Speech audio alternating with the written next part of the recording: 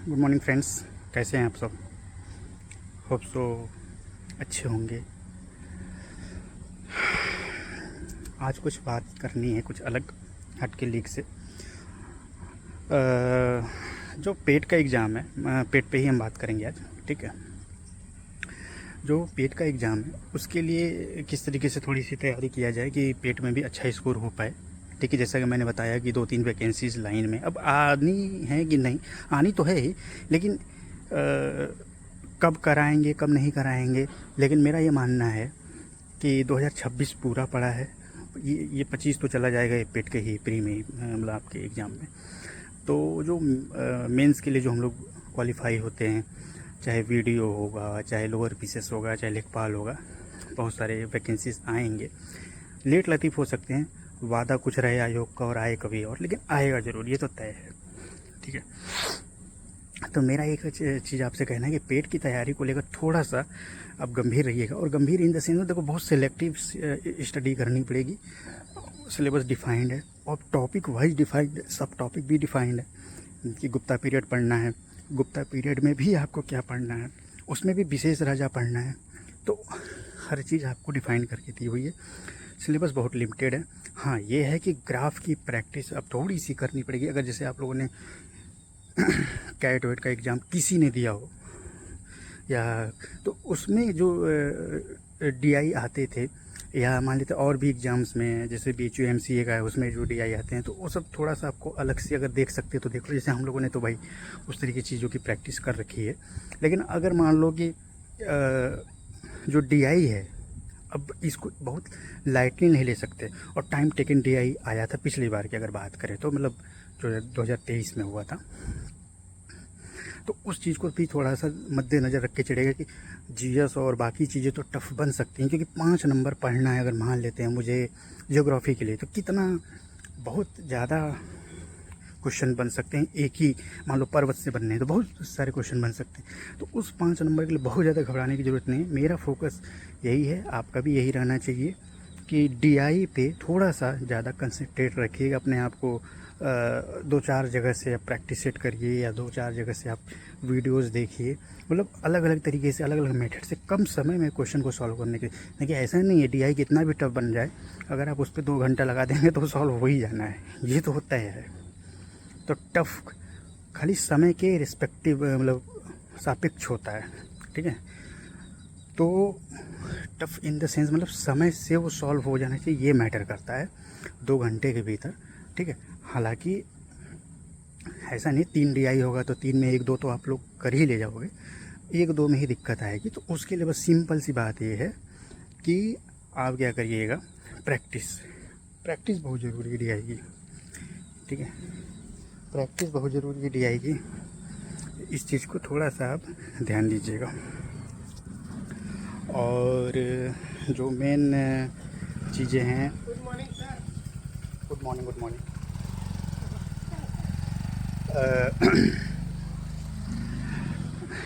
एक जूनियर आ गए थे तो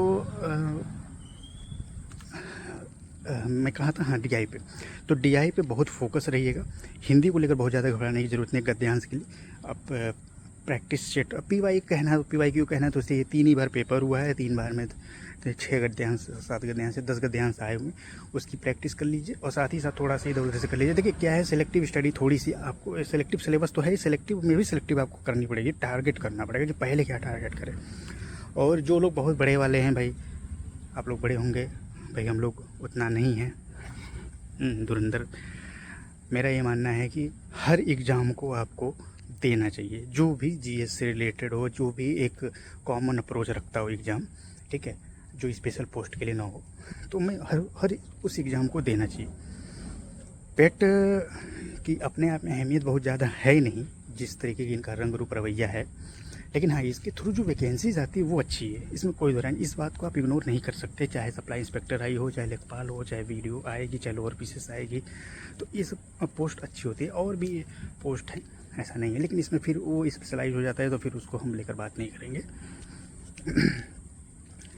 तो पेट भाई अच्छी चीज़ है, आप दो, नंबर अच्छे लाओ। 1000 पोस्ट के लिए आप मान के चलो कि फिर 30,000 में आना पड़ेगा। ठीक है, मोटा मोटा 15 गुना का मतलब 15,000, लेकिन वैकेंसी वाइज में वो कैटेगरी वाइज जो होता है वो आपका हो जाता है 30 गुना के आसपास। तो अगर मान लो 1000 पोस्ट आती है, जैसा कि मैं सुन रहा हूँ कि लोअर पीसेस की 1200 पोस्ट आएगी, तो 36,000 के बीच में आना पड़ेगा आपको, 36,000 रैंक लाना पड़ेगा, ठीक है, 30 गुना के हिसाब से। 36,000 का मोटा मोटा मतलब यही रहा है, मैं देख रहा हूँ यहाँ तक कि 98 परसेंटाइल पे लगभग 98 परसेंटाइल 97 परसेंटाइल पे आता है। करीब 30,000 लड़के आपसे आगे रहते हैं।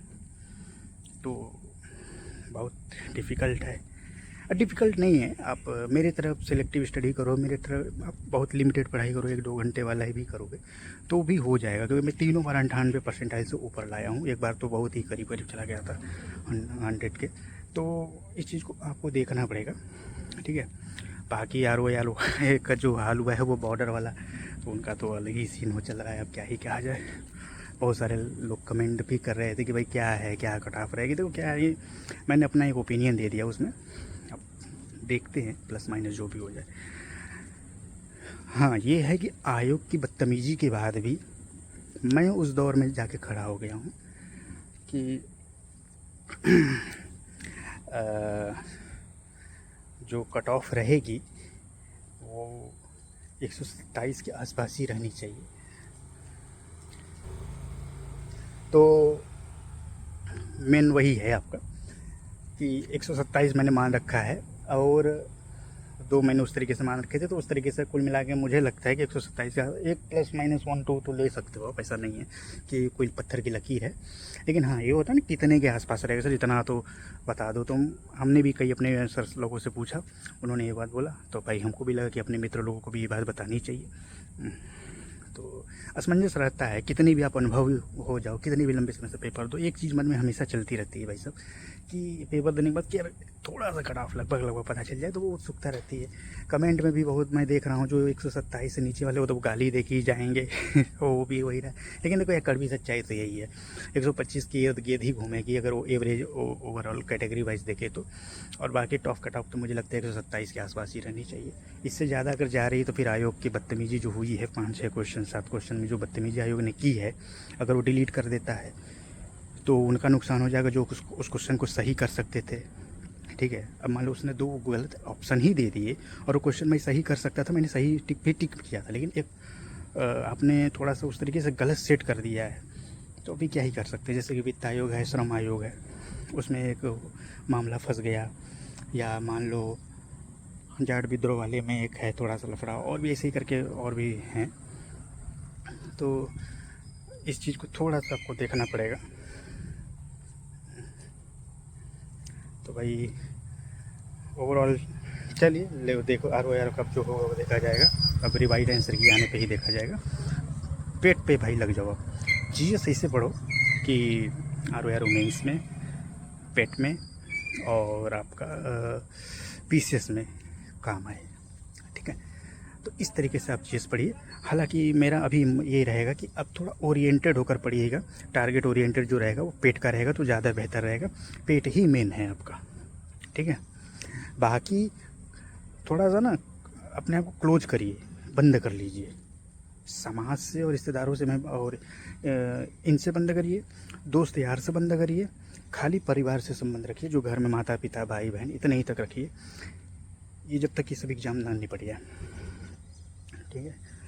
ये RO की रिज़ल्ट आने तक, PCS के लिए प्री होने तक, और आपके पेट के प्री होने तक, पेट का होने तक एग्जाम, थोड़ा सा क्लोज हो जाइए, बंद हो जाइए अपने को। क्योंकि ये देख रहे हैं ना, बहुत जब सोचिए, बहुत सारे लोग गाली देने वाले मिलेंगे, बहुत सारे लोग टेढ़ा बोलने वाले मिलेंगे, बहुत सारे लोग बदतमीजी करने वाले मिलेंगे, बहुत सारे वाले लोग कोसने वाले मिलेंगे। कई लोगों के लिए औषधि का काम करता है कोसने वाला, वो और मोटिवेट होते हैं और आगे जाते हैं। भगवान उन्हीं लोगों का साथ देता है। अगर आपके खिलाफ लोग हैं तो आप सही रास्ते पर, सीधी बात है। क्योंकि झूठ आज लोगों को पसंद आता है, ठीक है। झूठ लोगों को पसंद आता है, अपने फेवर में के हिसाब से बातें सुननी पसंद आती हैं। भाई नहीं होगा नहीं होगा। मैं लेखपाल दे के आया था आज से ठीक 2 साल पहले की बात है। 75 नंबर के आसपास मेरा स्कोर बना था। मुझे पता था कि ये 77 सब एवरेज कट ऑफ बता रहे थे, कोई 80 भी बता रहा था। मुझे यही समझ में आ गया था कि अगर 75 कट ऑफ आ भी गई, गलती से मेन से निकल भी गया, तो DV के बाद नहीं होगा, फाइनल में मतलब नहीं होगा। तो मैं ये मान लिया था कि नहीं होगा, मतलब नहीं होगा। इसमें फिर मैं गलती तो गाली दो, ये तो वो दो। हाँ ये है कि नकल हुई थी। मैं जिस कक्षा में बैठा था उसमें भी नकल हो रही थी, बहुत सारी चीटिंग्स हुई थी, बहुत सारे पेपर्स लीक की भी खबरें थी। उसकी जाँच कुछ हुई नहीं, कुछ कोई समिति कमेटी फमिटी, ये सचिव वो सचिव, ऊपर सचिव नीचे सचिव, दाएं सचिव बाएं सचिव, ये सब करके खाली फालतू का सामो गामो रामो गंगा राम, इन लोगों को पकड़ा जाएगा, ये किया जाएगा, वो चाहे किया जाएगा। कुछ हुआ भी नहीं और चीज़ें क्लियर भी हो गई। तो वो सच्चाई थी, उसको स्वीकार कर लेना चाहिए था। ठीक है, जो सिर्फ लेखपाल के लिए पढ़ रहा है भाई वो 80+ तो लाएगा ही ना। और आप सोचो कि हम ये भी कर ले, हम वो भी कर ले, इधर भी हाथ मार ले, उधर भी हाथ मार ले, दाएँ भी काम कर ले, ये भी काम कर ले, नौकरी भी चलती रहे, वो भी कर ले, तो कहीं ना कहीं थोड़ा सा 5-6 नंबर तो कंप्रोमाइज़ करोगे ही। और वही हुआ था मेरे साथ। ठीक है, तो भाई ये मैं अपने अनुभव शेयर करता हूँ अपने वीडियोज़ में, शायद इससे आप लोगों को कुछ समझ में आता हो कि ज़िंदगी कैसे चलती है। मैं एक चीज़ आपको लोग ज़रूर बताऊंगा कि भाई आप लोग तालमेल बैठाना शुरू कर दीजिए अपनी ज़िंदगी में, अपने चीज़ों को लेकर। अब प्लान ए के साथ प्लान बी, प्लान बी के साथ प्लान सी हमेशा ज़रूर रखिए। ये फेल होगा तो वो फेल होगा तो वो। जब तक समय है, जब तक आयोग या कोई संस्था आपको काबिल मानती है, तब तक प्रयासरत रहिए। क्योंकि जो सरकारी नौकरी है ना, उसकी एक खूबी है सिक्योरिटी। सैलरी नहीं है, सैलरी बहुत कम है यार। हम लोग प्राइवेट नौकरी में लाख रुपए कमाने वाले आदमी, ये सब छोटी मोटी बातें हो जाती है जब सैलरी की बात कोई करता है, ये मिलेगा वो मिलेगा, सब फालतू बातें हैं। सिक्योरिटी। फिर मैं छोटे छोटे एग्जाम, लेखपाल जैसे एग्जाम दे रहा हूँ, 30,000 की नौकरी, लाख रुपए की नौकरी छोड़ के 30,000 की नौकरी करेगा ना।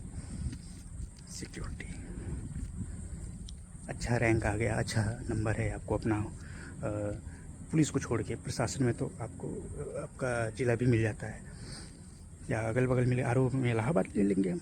मैं तो यही सोचा हूँ कि पहले रैंक 1 रहे चाहे 400 रैंक रहे, मैं तो लूँगा इलाहाबाद ही, प्रयागराज। क्योंकि भाई बनारस से सहूलियत है, मेरा घर बनारस है तो सहूलियत है थोड़ी सी अपने लिए। तो इस तरीके से तो ये सब ज़िंदगी की ऐसी चीज़ें हैं। लोग सचिवालय, मिशन सचिवालय, ये सचिवालय, वो सचिवालय, दाएँ बाएँ ऊपर नीचे सब तरफ सचिवालय। नहीं भाई नहीं। अगर इस तरीके से आपकी सोच है तो थोड़ा सा आप कहीं ना कहीं सामाजिक मूल्यों को ताके पे रख रहे हो, किनारे रख रहे हो, ठीक नहीं है। बहुत सारी बातें मैंने कर दी। क्या है कि थोड़ा सा मैं दूसरे टाइप का बंदा हूँ, तो बहुत सारी बातें मैंने इस तरीके से की जो ऐसे मूल्य हैं जीवन के ना, जो मैंने अपने अनुभव बताए। और ये हो सकता है और भी लोगों के अनुभव हों, ऐसा नहीं है। तो इस चीज़ को थोड़ा सा, ये सब चीज़ों को भी ध्यान में रखें। हाँ, नंबर देखो क्या होता है ना, रैंक बहुत मायने रखती है ये सब चीज़ों में। कोई भी एग्ज़ाम दीजिए, चाहे पेट का दीजिए, चाहे आर का दीजिए। आर निकलना भी बड़ी बात है, लेकिन रैंक भी मायने रखती है। रैंक जब आता है ना, तो वो आपको ये डिसाइड करने का मौका देता है आप नौकरी कहाँ करोगे। ये हमेशा ध्यान रखना, नंबर हमेशा मायने रखते हैं। ठीक है, एक लोग कहेंगे इतना आसान है, ये है वो है, निकलना है, एग्ज़ाम नहीं निकल रहा है, पेपर नहीं निकल रहा है, ये नहीं कर पा रहे, वो नहीं कर पा रहे हैं, और ये बता रहे हैं कि रैंक ही लो तो ये करेंगे। भाई ये सब चीज़ें बाद में समझ में आती हैं। जब एग्ज़ाम निकल जाता है ना, क्रैक हो जाता है, तो खुशी होती है। उसके बाद होता है यार थोड़ा सा ये हो गया होता ना। एक चीज़ मैं बता दूँ, अपना एक और अनुभव शेयर करता हूँ। जब मैं MBA का एग्ज़ाम दे रहा था, ये PTO का, तो बात है सन 2016 की। सन 2016 में UPTU नहीं, उस समय AKTU हो गया था, अब्दुल कलाम टेक्निकल यूनिवर्सिटी। तो AKTU का एग्ज़ाम हो रहा था, UPTU हटा दिया गया, तो AKTU करके था, उसका एग्ज़ाम हो रहा था। मैंने दिया था ये MBA के लिए, BTech के लिए भी होता था, MBA के लिए मैंने दिया था। और मेरी जो रैंक आई थी 133 आई थी, जनरल रैंक पूरे यूपी में। और OBC में मेरी रैंक थी 36। तो मुझे लगा अरे ठीक है, बहुत बढ़िया रैंक है यार, मुझे तो सरकारी कॉलेज में मिल जाए, बस फीस उस कम लगे, थोड़ा सा अच्छा कॉलेज मिल जाएगा, फीस कम लगेगी, ये सारी सोची मैं सोचने लगा। हो भी गया। बाद में मुझे पता चला कि आप टॉप 100 में होते तो आपकी फ़ीस माफ़ हो जाती, समझ में आए, जनरल की बात करो। तो ये अफसोस तो ये मलाल तो रहा ना ज़िंदगी भर, मतलब ऐसे ही फ़ीस कम लगनी थी, लेकिन वो भी माफ़ हो जाती। तो ये सब ज़िंदगी के अनुभव होते हैं। एग्ज़ाम क्रैक होने के बाद भी जो थोड़ी सी चीज़ें चैलेंजेबल हो जाती हैं, वो यही सब रहती हैं। अब ये सारी बातें आपको कोई अनुभव वाला बंदा ही बता सकता है ना, जिसने किया होगा, जिसने झेला होगा, जिसने फेस किया होगा। तो मैं अपने 2016 से अनुभव से की बात कर रहा हूँ कि उस समय से मैं सीखा कि एग्ज़ाम क्रैक करने के साथ रैंक भी मायने रखती है।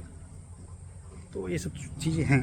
अभी कैडर पॉलिसी होती है, बहुत सारी चीज़ें को फॉलो करते हो आप लोग, जैसे एलोकेट किया जाता है यूपीएससी में। तो क्या होता है, रैंक ही तो होती है। यूपी में 2 आईएएस बनेंगे या मतलब 3 आईएएस की सीट है, यहाँ पर रैंक 10 है, ठीक है। तो फिर कहाँ से पॉसिबल, और मान लो यूपी में 5 बंदे निकाले हैं आईएएस, तो आपको कहाँ से मिलेगा? जिसकी रैंक वाइज ही प्रेफरेंस मिलेगी ना।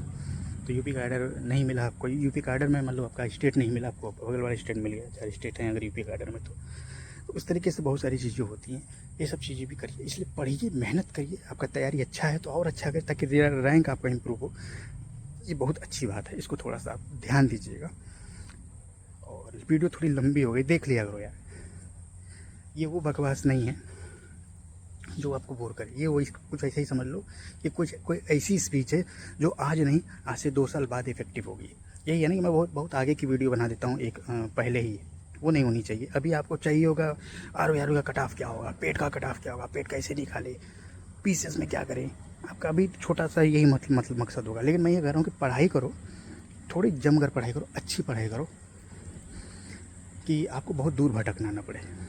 सब कुछ होने के बाद भी ना पछतावा ना हो कि आईएएस बने लेकिन चले गए मणिपुर। बहुत मलाल होता है, उसके बाद 2 साल बाद रिज़ाइन कर देते हैं लोग, समझ में आया ना। तो आईएएस बनने के बाद जब 2 साल बाद रिज़ाइन कर देते हैं कि भैया मुझे, ज़िंदगी भर वहीं फंसा रहेगा। ये भी समस्या है ना। उसके बाद 12 साल 13 साल तो वहीं फंसा है, कम से कम उसी क्षेत्र में फंसा रह जाएगा। तमिलनाडु का, उसको तमिलनाडु आने का मौका कभी नहीं मिलेगा। अब अगर उसको थोड़ा बहुत बढ़िया अच्छा रहा तो मणिपुर से वो दिल्ली आ जाएगा, मंत्रालय में आ जाएगा, सरकार के लिए डायरेक्ट काम करेगा, ऑफिस में बैठेगा, लेकिन उसको अपना स्टेट कभी नहीं मिलेगा। इसलिए अपना, अगर ये सब रैंक बहुत मायने रखती है, अगर ये सब कर लोगे तो आप अपने क्षेत्र में तो आ जाओगे। तो अब चूँकि आर में कोई नहीं, 2 ही जी आपको प्रयागराज और लखनऊ में ही काम करना है, तो उसमें कोई अफसोस की बात नहीं है। लेकिन और जो वैकेंसीज होती है ना, उसमें ये सब मायने रखती है। तो इसे थोड़ी सी आप ध्यान दीजिएगा। बनारस के ही थे बहुत सारे लेखपाल जिनकी रैंक अच्छी थी, बनारस ही में ही पोस्टिंग हुई थी। यहाँ तक कि कई लोगों को बगल वाली तहसील भी मिल गई, ठीक। और कुछ लोग हैं जो बनारस के ही थे, उनको फतेहपुर मिला। फतेहपुर कहाँ? कानपुर के पास, इलाहाबाद के बाद, वहाँ मिला आपको फतेहपुर। और यहाँ कुछ लड़के बनारस के ही बनारस में ही रह गए। तो वो तो मैटर करता है ना। लड़का एससी था, कम नंबर पे उसका सिलेक्शन हुआ। मैं बता रहा हूँ, थोड़ा सा बंदा मेहनत किया होता, थोड़ा सा मेहनत किया होता, अपने शहर में रह जाता। इतना मलाल उस अफसोस, मैं बताऊँ क्या बताऊँ उस बंदे को, बहुत अफसोस है। तो होगा ही, क्योंकि वो सरकारी नौकरी कर रहे हैं, प्राइवेट नहीं है कि दूसरी मिले के छोड़ के अभी लात मार के चले जाएंगे। सरकारी नौकरी है, सरकारी नौकरी में एक बार दलदल है, फंस गए ना, बाहर निकलना बड़ा मुश्किल होता है भाई साहब। थोड़ा सा इस चीज़ को ध्यान देना। अब बाकी गाली दो यार, गाली देने से और मोटिवेशन मिलता है। गाली देने से पता चलता है कि आपसे मेरा कंपटीशन नहीं है, आपसे बाकियों का कंपटीशन नहीं है। जिससे कंपटीशन है ना, वो शांति से तैयारी कर रहे हैं, और उनसे मुझे डर लगता है। मैं अपनी बात बताऊँ, मुझे उनसे पर्सनली डर लगता है यार, कि यार ये बंदा तो लग रहा है मुझसे बेहतर है, ये निकाल ले जाएगा, इसको नौकरी मिल जाएगी, मैं रह जाऊँगा। तो उससे डर लगता है। गाली देने वाले से नहीं लगता यार। अब तो ऐसे ही बेरोजगार हो, आपका ही क्या है। चलो भाई, बहुत आज ज़िंदगी की बहुत बड़ी बड़ी बातें मैंने बता दी है कि वीडियो में, ये सब 5-5 मिनट में बनाना था। लेकिन चलो ठीक है, काम देगा। पढ़ो, अच्छे से पढ़ो, रैंक अच्छी लाओ, बॉर्डर पे आके अटकना वाला बंद करो। प्री में हो गया, मेंस में नहीं। मेंस में इतना अच्छा नंबर लाओ कि निकालो ही नहीं, आपके मुताबिक आपको जो चुनना हो वो मिले, ठीक है। जो चुन, अब कोई लखनऊ का ही है, उसको मान लो रैंक अच्छी नहीं, सचिवालय नहीं मिला, वो आके इलाहाबाद अटक गया, तब तो वहाँ रैंक चाहिए। चूँकि इलाहाबाद के लिए रैंक नहीं चाहिए, तो उसमें कोई दिक्कत की बात नहीं है, बस वहाँ निकाल लो तो मिल जाओ। तो विन विन सिचुएशन रहेगी, डिपेंड करता है कहाँ पे आप रहते हो। चलो मिलते हैं फिर आगे, धन्यवाद।